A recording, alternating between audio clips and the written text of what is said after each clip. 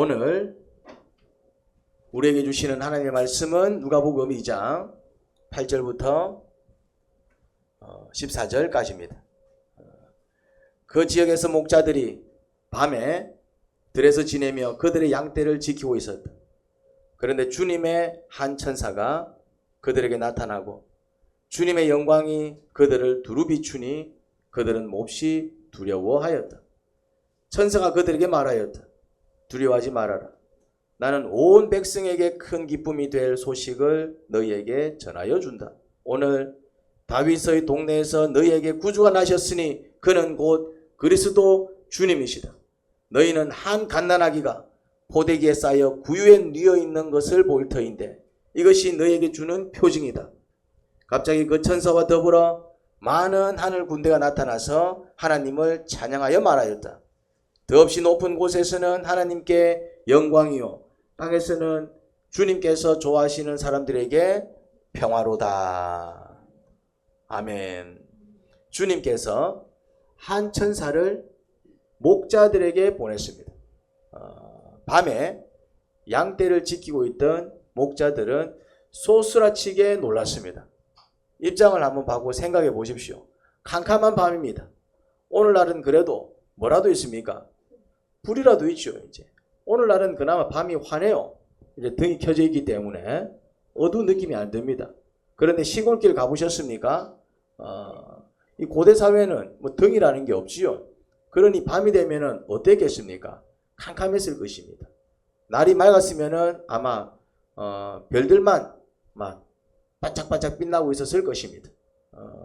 아마 횃불로 겨우 이렇게 불을 밝히며 양떼를 지키고 있었을 텐데 갑작스레 큰 빛이 비치며 한 천사가 날개짓을 하며 그들 앞에 이렇게 떠 있는 모습을 볼 때 저게 뭔가 하고 그들은 놀라지 않을 수 없었을 것입니다. 천사가 이렇게 말합니다. 두려워하지 말아라.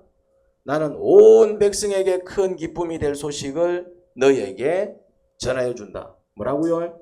두려워하지 말아라. 천사 눈에도 그들이 지금 어떻게 보였다고요? 두려워 막 벌벌 떠는 모습이 보였나 봅니다.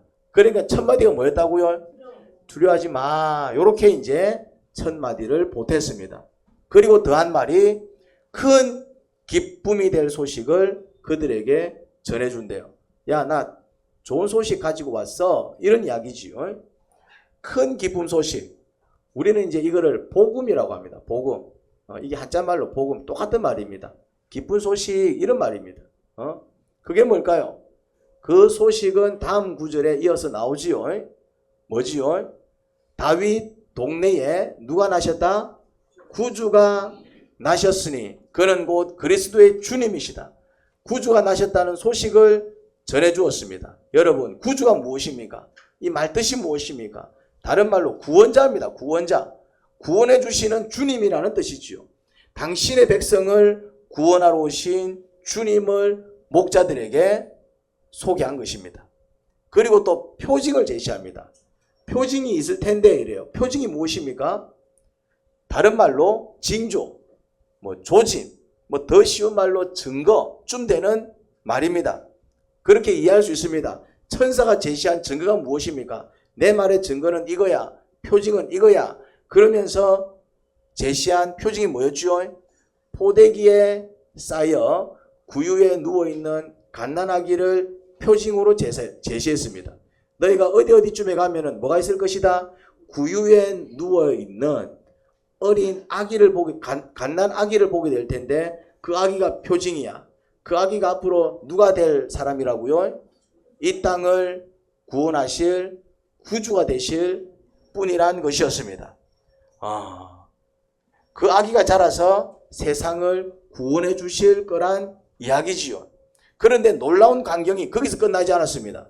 또 어떤 광경이 이어졌습니까? 이제는 한 천사를 넘어서 누가 찾아왔습니까? 하늘 군대가 찾아왔습니다. 이 군대는 뭐냐면은 군인 천사를 가리킵니다.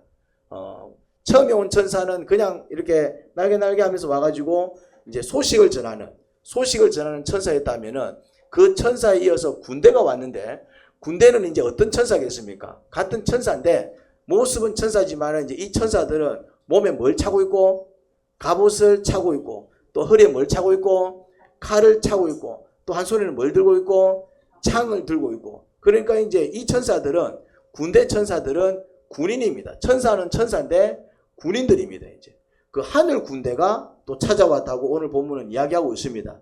그들이 이제 한두 사람이 아니라 군대는 여러 명일 거 아닙니까? 이제 많은 이제 천사들이 천사 군인들이 와가지고 쫙 늘어서서 뭐 합니까? 찬양을 부릅니다. 뭐 칼을 높이 빼들고 막 그래 찬양을 불렀는지 아니면 창을 막 높이 들고 찬양을 불렀는지 어쨌든 군인들의 찬양이었으니 그 소리가 아마 크게 울려 퍼졌을 것입니다. 여러분들 혹시 군인들의 군가를 들어본 적 있습니까? 막 진짜 군가를 들어보면은 진짜 막 뭐라도 잡아먹을 듯이 군가를 부릅니다. 군가를 이 군대를 다녀오신 분들은 다 군가 몇 개 정도는 알고 있을 겁니다. 군가를 부를 때는 어떻게 부릅니까? 군가를 부를 때는 그렇죠. 팔을 이렇게 하기도 하고 또 어떻게 한다? 허리 반동을 주기도 합니다. 허리를 높은 산 깊은 곳 막 이래 막 부릅니다. 이제 군대를 갔다 오신 분들은 이 느낌을 알 겁니다. 그런 모습 본 적이 없습니까? 군대 가면은 하여튼 특히 무슨 그 어떤 훈련이 있는 날에는 진짜 막 온몸을 막 그냥 쥐 흔들어 가면서 막 소리를 막 그래 부릅니다. 이제 군가를 부를 때 진짜 군가 들어보면은 정말 나라라도 삼킬 듯한 느낌이 듭니다. 기세가 막 늠름합니다. 그런 군인들이 막 칼을 뽑아 들었는지 창을 높이 들었는지 어쨌든 그 군인들의 어떤 호령 소리로 뭐가 울려 퍼졌다고요? 찬양이 울려 퍼졌으니 한번 상상을 해보십시오. 그 밤에 그것도 밤에 그 천사의 영광 빛이 쫙 비치면서 막 찬양을 해대는데 이 목자들이 어떤 마음이었겠습니까? 아마 정신을 잃지 않았을까? 놀래가지고 그 기세에 눌려가지고 그런데 찬양 소리가 무엇이었습니까? 이런 내용이었습니다. 더없이 높은 곳에는 하나님께 영광이요 땅에서는 주님께서 좋아하시는 사람들에게 평화로다. 이제 그런 내용의 찬양이었습니다. 그 힘찬 찬양 앞에서 목자들은 정신 차리기 힘들었을 겁니다.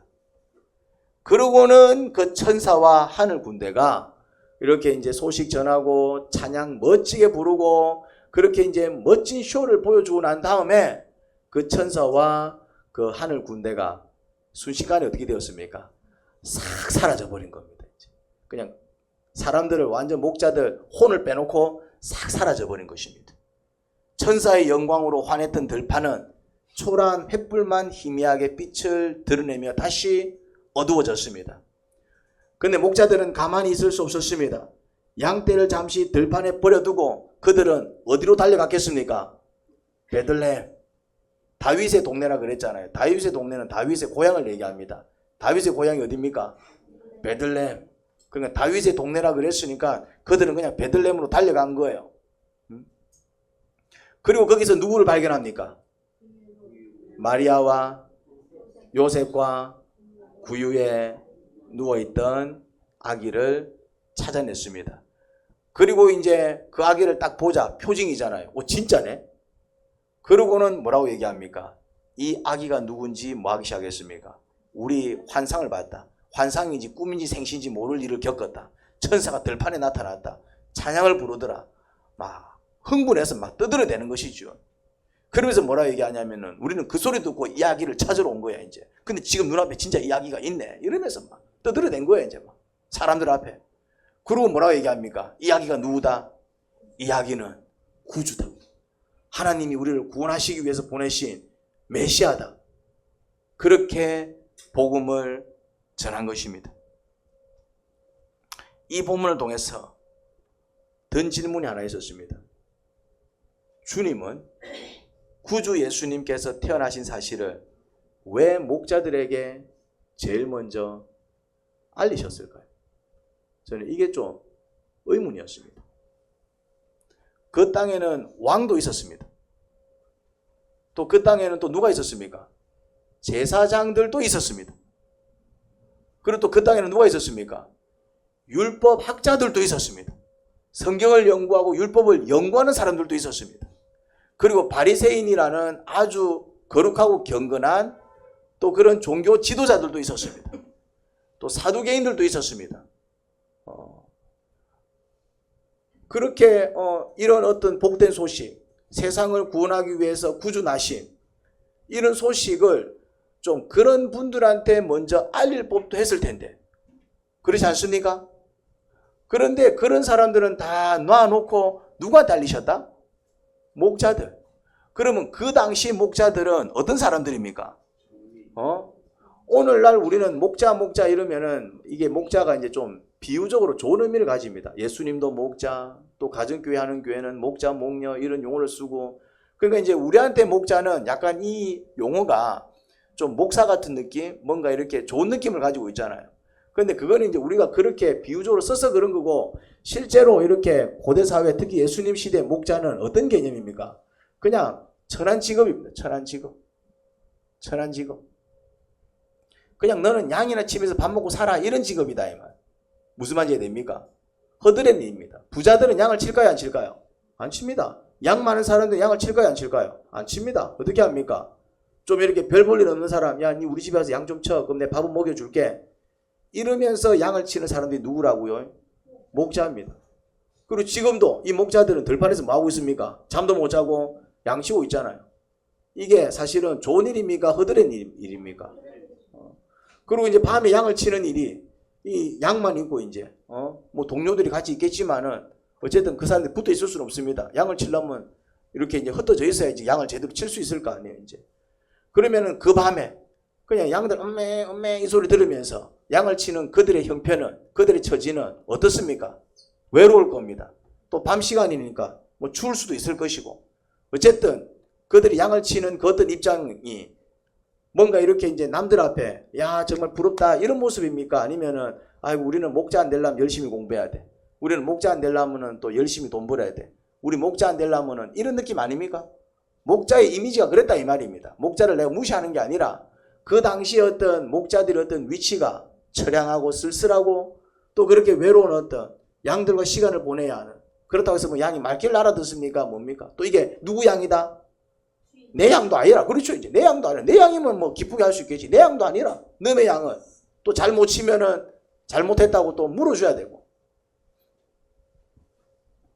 그러니까 더 이해가 안 되는 거예요, 이제. 왕도 있었고, 제사장들도 있었고, 뭐 바리새인들도 있었고, 사실은, 천사가 나타나서 이런 어떤 귀한 복음을 전하고 사명을 줄 만한 사람들이 그 땅에 있었다 없었다? 있었음에도 불구하고 주님께서 선택한 사람은 어떤 사람이었습니까? 왕이 아니었습니다. 제사장들이 아니었습니다. 바리새인들이 아니었습니다. 누구를 선택했습니까? 목자를 선택했습니다. 목자는 그 당시에 어떤 사람들이었다? 지극히 작은 자였습니다. 주님께서 이 기쁜 소식을 누구한테 전할까 할 때 제일 먼저 그 소식을 전한 사람이 누구였다? 지극히 작은 자였습니다. 그런데 우리가 한번 잘 보세요. 우리가 예수님을 만날 때, 예수님을 믿을 때, 또 내가 이제 한번 예수님을 영접해서 또 한번 살아가 볼까? 나도 이 예수님을 한번 믿어볼까? 언제 예수님께 관심을 가지고, 언제 예수님을 한번 믿어볼까? 그 마음을 열고, 언제 또 주님 한번 믿어볼까? 언제 그런 마음을 먹습니까? 우리가 돈 많을 때입니까? 우리가 건강할 때입니까? 우리가 잘 나갈 때입니까? 아닙니다. 한번 잘 보세요. 여러분들이 예수님께 관심을 가지고 또 정말 그 복음을 아멘으로 받아들일 때가 언제였냐면은, 죄송한 얘기지만은 암에 걸려가지고 다음 달 죽는다니까요. 그때 주님께 마음을 열기 시작했습니다. 여러분들이 어디서 예수를 만났습니까? 그 암병원에 누워가지고 세상 희망 없고 낙 없을 때 옆에서 이제 찬송가 부르는 언니 보면서 나도 한번 교회 따라가 볼까? 여러분들이 우리 교회를 찾고 예수를 믿기 시작할 때 맨 처음 찾아왔을 때 어떤 형편이었습니까? 귀신한테 시달리고, 정신병에 시달리고, 사람한테 시달리고, 이런 이유 저런 이유로 그냥 세상 살면 뭐하나, 그런 어떤 뭔가 쉽게 말해서 내가 어떤 형편일 때? 지극히 작은 자일 때, 내가 정말 잘 나갈 때, 내가 돈 잘 벌 때, 내가 위세 등등할 때, 보란듯이 살 때, 막 사람들이 나한테 굽신거릴 때, 그때 예수님을 찾았습니까? 이 참 묘한 어떤 진리를 발견하게 됩니다. 예수님이, 하나님이 왜 목자들한테 천사를 보냈을까? 이게 참 안타까운 현실입니다. 누가 예수님을 가장 반갑게 맞이하더라? 누가 하나님께서 천사를 보낼 때 그냥 천사가 왔구나 그렇게 큰 위로를 받더라? 누가 정말 하나님이 찾아왔을 때 하나님이시구나, 하나님이시군요, 이 하나님을 내가 한번 믿어볼까? 누가 하나님을 맞이한다고요? 내가 지극히 작은 자가 되었을 때, 이 목자들이 천사가 나타났을 때 정말 감격하고 베들레헴 쫓아가가지고 정말 천사의 말이 맞는지 확인하고 확인을 보자, 이 확인은 구주야 그렇게 확신하면서 온 동네에 퍼뜨릴 수 있었던 이유는 주님의 말씀을 아멘으로 받아들이고 그들이 정말 그 영광을 기쁘게 받아들이고 다른 사람과 나눌 수 있었던 이유는 그들의 처지가 어떤 처지였기 때문에 지극히 작은 자였기 때문에. 다시 말해서 왕에게 이런 이야기를 했을 때, 바리새인들한테 이런 얘기를 했을 때, 잘 나가는 사람한테 이런 얘기를 했을 때 오히려 그들은 어떤 태도를 보였습니까? 우리가 알고 있지 않습니까? 박사들이 오다가 왕한테 가가지고 왕이시여 이렇게 이제 구주가 나셨습니다. 그러니까 그 헤롯이 무슨 짓을 하던가요? 그 헤롯이 무슨 짓을 하던가요? 아기들을 다 치고 죽여버리잖아요. 내 자리를 넘보내 이러면서 아기들을 다 죽여버리잖아요. 우리가 그 비극을 알고 있습니다. 그 비극을. 돈 많은 사람들한테는 예수님이 뭐로 보입니까? 내 돈 헌금 내라고 또 내 꼬드기는 거 아니야? 이렇게 생각한다 이 말입니다. 건강한 사람들은 예수님을 어떻게 생각합니까? 또 나한테 이것저것 시키는 거 아니야? 무슨 말인지 이해됩니까 이제? 그런데 어떤 사람들이 정말 주님의 마음을 헤아려서 그 주님께 기대기 시작합니까? 내가 이제 아파서 더 이상 뭔가를 할 수 없을 때, 내가 바닥을 치면서 이제 난 어떻게 살아가야 될까? 희망도 없고 소망도 없을 때, 내가 지쳐 쓰러져 있을 때, 그때 비치는 빛은 나한테 무엇이 됩니까? 희망이 되더라 이 말입니다. 생명이 되더라. 주님께서 목자들에게 나타나신 이유는, 천사를 목자들한테 보낸 이유는 그들은 외로웠기 때문에 주님의 빛을 어떻게 맞을 수 있었을까요? 따뜻하게 맞을 수 있었겠죠. 그들은 어둠 가운데 있었기 때문에 그 빛을 어떻게 받아들일 수 있었을까요? 희망으로 받아들일 수 있었겠죠. 그들은 정말 낮고 천한 위치에 있었기 때문에 그 주님의 손길이 어떻게 느껴졌을까요? 또 나를 구원해 주실 사랑의 손길로 느껴졌겠죠. 여러분, 우리가 때로는 지극히 낮은 자의 위치에 떨어질 때가 있습니다. 때로는 심각한 질병에 걸려서 그냥 병만 쳐다보면서 나 어쩌다 이래 됐지. 때로는 정말 어떤 요새는 또 정서적인 장애들이 많잖아요. 우울증, 공황장애 이런 분들 많잖아요. 이제 그러면 사지멀쩡해도 어떻습니까? 마음이 그 지경에 있으면 밖에 나가지도 못하고 불 다 끄고 어떻게 살아갑니까? 그냥 저 아파트 뛰내립니까? 이렇게 살아가는 분 많아요. 이제 희망이 없다 이 말입니다. 때로는 이유를 알 수 없는 뭔가 이렇게 이제 또 그런 어떤 질병에 시달리면은 또 이제 심각한 마음이 듭니다. 이제 나는 왜 이래 살아야 될까? 또 때로는 이제 가정적으로 또 이렇게 관계적으로 사업적으로 막 문제가 생겨가지고 막 꼬라박으면 어떤 느낌이 듭니까? 이제 나는 왜 하는 일마다 이래? 특히 이제 나이가 들면 또 어떻습니까? 이제 또 젊었을 때는 느끼지 못했던 여자들은 또 갱년기가 오고 또 이제 나이가 들어서 이제 희끈희끈 흰머리가 나기 시작하고 이전에는 잘 돌아갔던 몸이 안 돌아가기 시작하고 무릎이 이제 이상해지기 시작하고 그럼 또 어떤 마음이 듭니까? 이러다 내 인생 끝나나?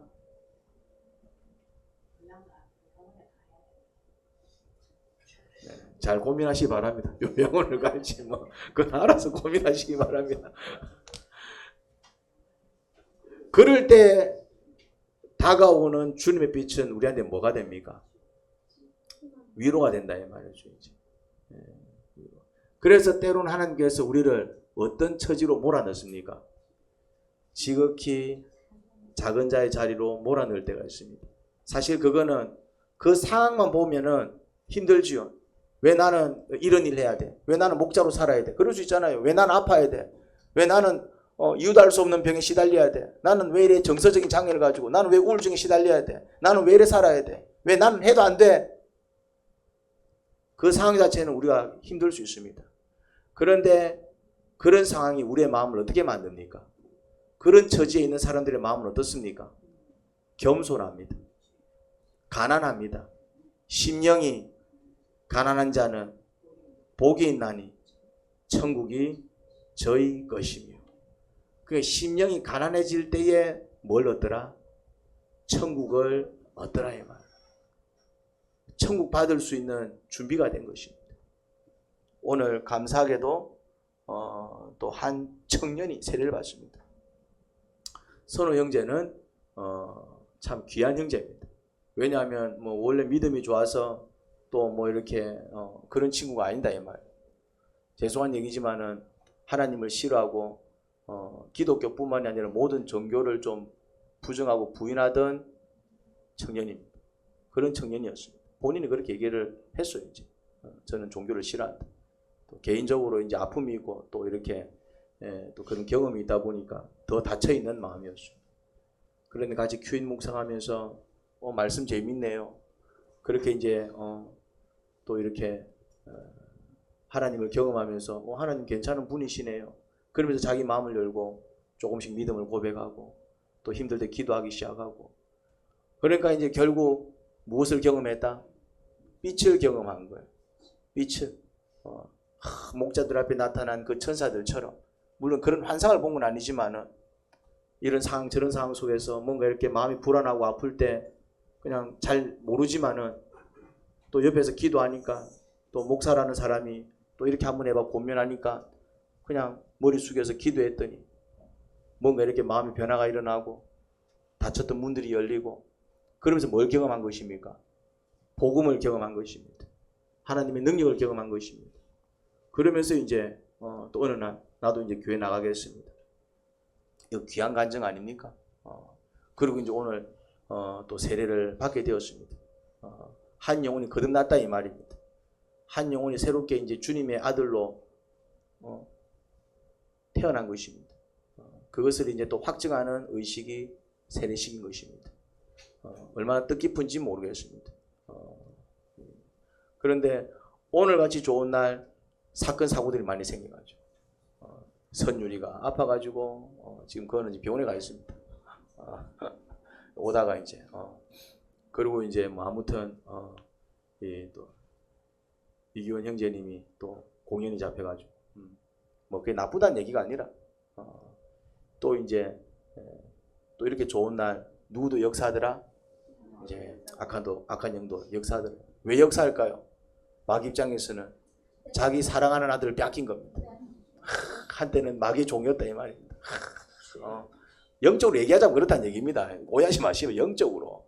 그러니까 이제 교회를 싫어하고 또 종교를 싫어하고 뭐 예수님 니나 믿어, 이거는 이제 하나님의 어떤 자녀의 마음은 아니잖아요. 또 우리로 얘기하자면 소위 이제 또 마귀한테 잡혀있는 모습이잖아요. 이제. 근데 이제 내 사랑하는 아들이 다른 사람 아들로 들어간다 그러니까 걔는 이제 막 노발대발 하는 건 아니겠습니까? 이제 시기하는 것일 수도 있죠. 이제. 아무튼 우리한테는 기쁨이요, 또 본인한테도 큰 감격이 있을 것이고 그러므로 우리는 누구 품 안에서 안식을 얻습니까? 예수님 품 안에서. 우리는 누구 품 안에서 위로를 얻습니까? 예수님 품 안에서. 우리는 누구 품 안에서 회복과 또 치유를 경험합니까?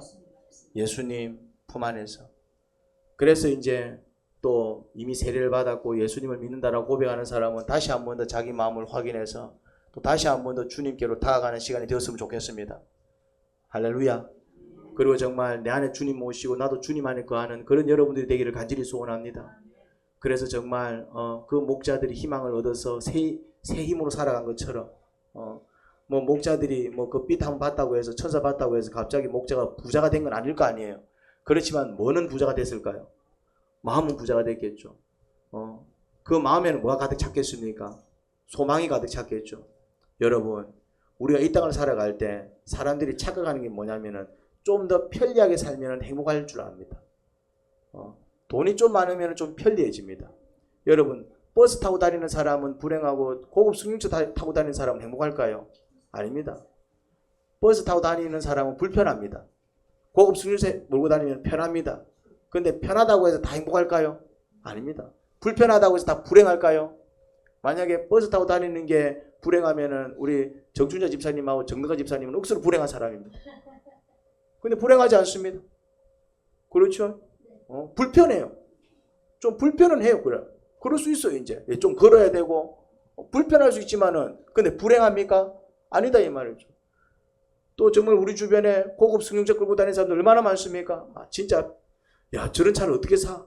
막 그런 값비싼 고급 차를 끌고 다니는 사람들 많잖아요. 편하지요. 그런데 그 사람들이 다 행복하던가요? 아니다 이 말이죠. 여러분 행복은 마음이 부자일 때 행복해지는 것입니다. 그러니까 뭐 물질은 있으면 좋고 없어도 괜찮아요.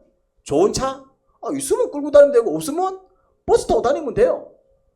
몸 건강하면 좋지만은 좀 아프면 어찌하면 됩니까? 약 먹으면서 살면 돼요. 맞지요? 시력이 좋으면 다행이지만은 시력이 안 좋으면 안경 쓰면 되잖아. 물론 안경 쓰면 좀 불편해요. 나도 오랫동안 안경을 써왔지만은 근데 불행하진 않다 이 말입니다. 무슨 말인지 이해됩니까? 근데 어떤 사람이 행복하게 산다고요? 마음이 부자여야 돼. 마음이 부자여야 돼. 마음이 부자가 되는 방법은 하나밖에 없습니다. 뭡니까? 예수님을 영접하는 것입니다. 그냥 불안할 때 예수님 이름 부르세요. 예수님 마음이 불안해요. 그럼 예수님이 불안을 몰아내어 주십니다. 자꾸 삶이 고달프고 힘들 때 예수님 부르세요. 그럼 예수님 불러서 삶이 뿅 하고 달라지진 않을 수 있어요. 근데 뭐는 부유해진다? 마음은 부유해집니다. 마음은 부유해집니다. 사랑하는 아들아 내가 너와 함께한다. 이렇게 한번 해보지 않을래? 그렇게 해봅시다. 주님의 음성이 들리고 주님의 마음이 느껴지고 나와 함께 하시는 그 은혜가 풍성할 때에 내 마음이 부유해집니다. 그런데 이 부유함은 마음의 부유함은 예수님의 이름을 부를 때 느낄 수 있는 경험입니다. 자 한번 따라해 보시기 바랍니다. 예수님 예수님 예수님 이러면 된다 이 말이죠. 이름은 그 이름 석자에 모든 것이 다 들어가 있습니다. 예수님 그 이름 석자에 모든 것이 다 들어가 있어요. 예수님 예수님 물론 믿음을 갖고 불러야 되겠죠. 예수님이 나를 회복시켜 주실 거야. 예수님이 나를 고쳐 주실 거야. 정말 예수님 외에는 나에게 소망이 없어. 이런 믿음을 가지고 불러야지. 그냥 뭐 기계적으로 예수님 예수님 한다고 되는 건 아니겠죠. 믿음 없이는 하나님을 기쁘게 해드릴 수 없습니다. 믿음을 갖고 예수님을 고백하시기 바랍니다. 다 같이 한 번 더 고백할까요? 예수님 예수님 서로 옆 사람과 인사를 나누도록 하겠습니다. 우리 예수님 잘 믿읍시다. 서로에서